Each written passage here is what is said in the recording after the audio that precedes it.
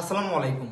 এই ভিডিওতে আলোচনা করব মালয়েশিয়ার ট্যুরিস্ট ভিসা সম্পর্কে। যাওয়ার পর টাকা, 7 দিনের ফ্লাইট, এই বিষয়টা নিয়ে সম্পূর্ণভাবে আলোচনা করব। আপনাদের যা যা প্রশ্ন আছে এই এক ভিডিও দেখলে এর পরবর্তীতে আর কোনো প্রশ্ন থাকবে না। ভিডিওটা একটু লম্বা হলেও কাইন্ডলি কষ্ট করে একটু দেখবেন, যারা মালয়েশিয়া যেতে চাচ্ছেন শুধুমাত্র তারা। সো এখানে আমরা কিভাবে টাকা নিচ্ছি, এখানে টোটাল কত টাকা নিচ্ছি, লাস্ট রেট 3,70,000 টাকা নিচ্ছি আমরা মালয়েশিয়ার ট্যুরিস্ট ভিসায়। ঠিক আছে, কেউ না জেনে না বুঝে কমেন্ট করবেন না। ভিডিওটা দেখার পরে যদি আপনি ইচ্ছা করে আমাকে গালি দিবেন বা বকা দিবেন, দিতে পারেন, কোনো সমস্যা নেই, কিন্তু ভিডিওটা কাইন্ডলি কষ্ট করে পুরোটা দেখবেন। সো 3,70,000 টাকা নিচ্ছি। কীভাবে নিচ্ছি আমরা, আপনারা কিভাবে পাসপোর্ট জমা দিবেন আমাদের কাছে, কি কি প্রসেসে আমরা নিচ্ছি, যাওয়ার পর কি আদৌ কি পুরো টাকা দিবেন নাকি যাওয়ার আগে দিতে হবে, আমাদের ক্রাইটেরিয়াগুলো আপনাদের কাছে শেয়ার করতেছি। সো প্রথমত হচ্ছে যে আপনারা যারা যেতে চান তারা হচ্ছে যে পাসপোর্টের সাথে 30,000 টাকা পে করবেন। কেন পে করবেন? কারণ দেখেন, আপনি পাসপোর্টটা জমা দিলেন, আমরা আপনার ভিসাটা নিয়ে আসলাম, তারপর আপনি বললেন যে আমার বাসায় আমার মা অসুস্থ বা আমার বউ আমাকে যেতে দিচ্ছে না বা আমি যাবো না, আমার মত চেঞ্জ হয়েছে, অন্য কোনো কান্ট্রিতে আমি যাবো।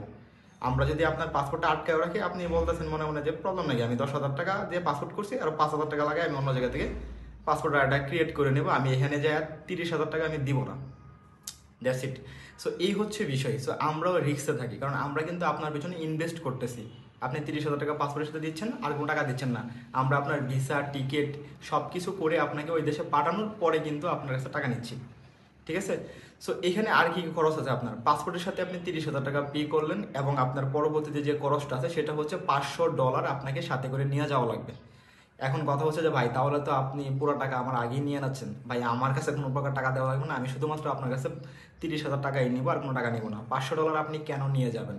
কারণ ওইখানে আর ইমিগ্রেশন যে আছে, মালয়েশিয়ার ইমিগ্রেশন, সেটা যখন আপনি পার করতে যাবেন তখন কিন্তু আপনাকে দেখতে যাবে যে আপনি যে ট্যুরিস্ট বিষয়ে আসছেন, আপনি তো টাকা নিয়ে আসতে হবে অবশ্যই, নাহলে আপনি আসছেন, ঘুরবেন, থাকবেন, খাবেন কি? সো আলটিমেটলি হচ্ছে যে আপনাকে ঢুকতে দিবে না। এখন কথা হচ্ছে, আপনারা যে 3,70,000 টাকা নিচ্ছেন ট্যুরিস্ট ভিসার ক্ষেত্রে, ট্যুরিস্ট ভিসাতে তো ভাই 70,000 থেকে 80,000 টাকা হইলে ট্যুরিস্ট ভিসা যাওয়া যায়। জি ভাই, একদম ট্রু। আপনার কাছে যদি 70,000 থেকে 80,000 টাকা হয়, আপনি নিজেও ট্যুরিস্ট ভিসা যেতে পারবেন, কিন্তু অবশ্যই আপনার ভিসাটা 3-4টা ট্রাভেল করা থাকা লাগবে, দেন হচ্ছে যেতে পারবেন। সো যাদের সাদা পাসপোর্ট তাদের কি প্রবলেম হয়, আপনার বাংলাদেশ থেকে পার হয়েছে, ওইখানকার ইমিগ্রেশনেই ঢুকতে দেয় না, অনেক সময় অনেক প্রবলেম করে দেশে পাঠায় দেয়। যদি আপনাকে দেশে পাঠায় দেয়, তাহলে কিন্তু আপনি যে টাকা দিয়ে গেছেন সেই টাকাটা মাইর, প্লাস যে আবার রিটার্ন যে আসছেন আপনার কিন্তু আরও জরিমানা লাগতেছে। সো এই হচ্ছে মেইন প্রবলেম, যার কারণে আমরা কন্ট্রাক্টে নিচ্ছি। যদি বাই চান্স আপনাকে যদি ওইখানকার ইমিগ্রেশন থেকে বের করে দেয় বা কোনো কারণবশত আপনি দেশে ব্যাক করে আসেন, আমরা কিন্তু আপনার কাছে টাকা নিচ্ছি না, যে 30,000 টাকা নিচ্ছি সেটাও কিন্তু ব্যাক করে দিব, এবং যে $500 আপনি আপনার সাথে করে নিয়ে যাচ্ছেন সেটা তো আপনার কাছে আসেই। সো $500 আমাদের কাছ থেকে করে নেওয়া লাগবে না ভাই, আমাদের কাছে করে নেওয়া লাগবে না। আপনি বাংলাদেশে যে জায়গায় কোনো জায়গা থেকে আপনি ডলার করে নিতে পারেন, এবং কত টাকাতে ডলারটা করছেন সেটা আমাদেরকে জানাবেন। 3,70,000 টাকার ভিতরে আপনি যে 30,000 টাকা পে করেছেন আগে, এবং $500 কত টাকা দিয়ে করছেন সেই টাকাটা অ্যামাউন্টটা বললে আমরা 3,70,000 টাকা থেকে এই $500 আর হচ্ছে 30,000 টাকা মাইনাস করে দিব। সো আপনি ওইখানে পৌঁছালেন, পৌঁছানোর পরে আপনাকে যেই লোকের কাছে হ্যান্ড ওভার করবো, ধরেন যে মালয়েশিয়াতে আপনার একজন আত্মীয় আছে, তিনি আপনাকে নিচ্ছে, উনি আপনাকে রিসিভ করবে। সো আমার এয়ারপোর্ট থেকে আপনাকে পার করবে আমার লোক, পার করার পরে আপনাকে সাধারণত হোটেলে তুলে দিবে। সো তারপরে যখন আপনার লোক রিসিভ করবে তখন কিন্তু আপনি কিন্তু আমাকে পুরোটা টাকা পে করে দেওয়া লাগবে। এখন আপনার কাছে যে $500 আছে, আপনি চাইলে সেই ডলারটা আমাদেরকে দিয়ে দিতে পারেন ওইখান থেকে। অন্যথায় আপনি চাইলে 3,70,000 টাকা থেকে যে 30,000 টাকা নিছি, আপনি $500 দিলেন না, বাকি টাকাটা বাংলাদেশ থেকে আপনি পে করে দেবেন, যে আমি আমার লোকের কাছে আসছি, আমি ওকে আসি, আপনি টাকা পে করে দেন, বা যাকে জিম্মাদার হিসেবে রেখে যাবেন বা আমাদের সাথে একটি এগ্রিমেন্ট করে নেবেন যে আমরা যাওয়ার পর, পৌঁছানোর পর টাকা পে করে দিব। সো এই হচ্ছে আপনার মূলত ট্যুরিস্ট ভিসার ক্ষেত্রে। এখন ট্যুরিস্ট ভিসাতে কে কে বা কারা যাবেন? ট্যুরিস্ট ভিসাতে যাবেন যাদের আত্মীয় স্বজন আছে, তারা যদি কাউকে নিতে চাই সেক্ষেত্রে যেতে পারবেন। এখন কথা হইতে পারে যে ভাই, আত্মীয় স্বজন থাকলে আর আপনার মাধ্যমে যাওয়া লাগে, ভাই আত্মীয় স্বজন থাকলে নিতে পারে না বা নেওয়া যায় না, একটা না একটা এজেন্সির মাধ্যমে আপনাকে যেতে হবে, বা হচ্ছে যে আপনাকে ট্যুরিস্ট বিষয়ে নিজে নিজে যাওয়া লাগবে, কিন্তু ওই যে একটা রিস্ক থাকে যে ওই দেশ থেকে যদি আপনাকে ব্যাক করে দিই তখন আপনি কি করবেন। সো যারা হচ্ছে যে মালয়েশিয়াতে আছেন, তারা চাইলে যে কাউকে নিতে চাই, তারা ওইখানে ট্যুরিস্ট ভিসায় গিয়ে ওয়ার্ক পারমিটে কাগজপত্র করে নিতে পারে। সো আপনারা যারা মানে কাজের বিষয়, মানে কাজের জন্য যাচ্ছেন ট্যুরিস্ট ভিসায় গিয়ে, তাদের জন্য বলতেছি আপনাদের কিন্তু রিস্ক আছে। কি রিস্ক? 3 মাস পরে কিন্তু আপনি অবৈধ হয়ে যাবেন, তখন কিন্তু আপনাকে কিন্তু পুলিশে যদি ধরে তাহলে কিন্তু দেশে পাঠিয়ে দিবে।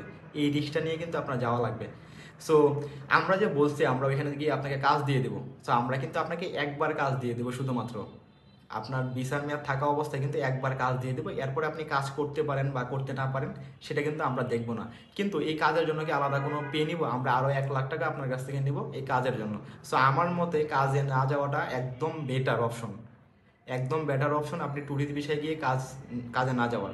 যারা হচ্ছে যে ভাই শুধুমাত্র দেশে আনেন, আমার লোক আছে, আমি কাগজপত্র না করলেও মালয়েশিয়াতে অনেক কোম্পানি আছে, যে কোম্পানিতে যদি আপনি চাকরি করেন এরিয়ার বাইরে না বের হন, আপনি 5 বছর 7 বছর ইজিলি কাজ করতে পারবেন।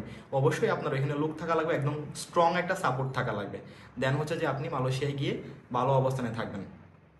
তো এই ছিল হচ্ছে যে মালয়েশিয়ার টোটাল প্রসেসিং। ঠিক আছে, আপনারা যারা যেতে চান তারা চাইলে যোগাযোগ করবেন। এখন অনেকে প্রশ্ন করতে পারেন, ভাই আমি তো ব্লক লিস্টে আছি, আমি তো অবৈধ হয়ে দেশে আসছি, আমি কি যেতে পারবো? ভাই আপনাকে আমিও পাঠাতে পারবো, কিন্তু সেটা হচ্ছে যে আপনাকে ডিরেক্ট ফ্লাইট দিতে পারবো না। কীভাবে তাহলে ফ্লাইটটা দেবো? ফ্লাইট দেবো হচ্ছে ভাই প্রথমত আপনাকে ভিয়েতনাম অথবা থাইল্যান্ড পাঠাবো, তারপরে ওইখান থেকে বাইপাস করে আমি আপনাকে ঢুকাই দেবো। এটাও কিন্তু রিস্কি। সো যারা থেকে আসছেন, যারা ওই দেশের সব কিছু জানেন বা কোথায় গেলে আপনি কাজ করতে পারবেন বা অবৈধ থাকিয়ে কীভাবে আপনি কাজ করে টাকা আর্নিং করতে পারবেন, যারা জানেন তারা চাইলেও যেতে পারবেন, সমস্যা নেই। রেট কেমন? 3,70,000। যারা নতুন যাবেন তাদের জন্য সেম, যারা পুরাতন আগে ছিলেন তাদের জন্য সেম। 3,70,000 টাকা একদম ফিক্সড রেট। যদি আপনারা কাজ করতে চান তাহলে অফিসে সরাসরি চলে আসবেন। এখন আবার অনেকেই বলবে যে এত টাকা দিয়ে যদি যাওয়া লাগে তাহলে তো আমি কলিং ভিসা যেতে পারি। ভাই কলিং ভিসা এখন অবধি শোনা যাচ্ছে যে আপনার চালু হবে জানুয়ারি মাস থেকে। আদৌ কি চালু হয় কিনা, চালু না হওয়ার আগে কোনো কিছু বলা যাবে না। সো এই মুহূর্তে আমি কোনো কিছু বলতে চাচ্ছি না। আর দ্বিতীয়ত কথা হচ্ছে যে মালয়েশিয়ার জন্য এত পরিমাণ পাসপোর্ট জমা হয়ে আছে যে আপনি যেতে পারবেন কিনা বা পরবর্তীতে আপনার পাসপোর্টটা জমা হবে কিনা, হলেও কি আদৌ কি যেতে পারবেন কিনা এটা আমি শিওর না। কিন্তু এখন বর্তমানে মালয়েশিয়ার জন্য মেডিকেল করা হইতেছে। ঠিক আছে, মেডিকেল করা হচ্ছে। আপনারা যারা আরেকটু টাকা বাড়ায়া কলিং ভিসা যেতে চাচ্ছেন তারা চাইলে কলিং ভিসা যেতে পারেন, এটা হচ্ছে বেস্ট একটা অপশন। সো এই ছিল হচ্ছে যে আপনার মালয়েশিয়ার সম্পর্কে। সো এই ভিডিও দেখার পরে আমি মনে করি আর কোনো প্রশ্ন আপনাদের থাকবে না। সবাই ভালো থাকবেন। আসসালামু আলাইকুম।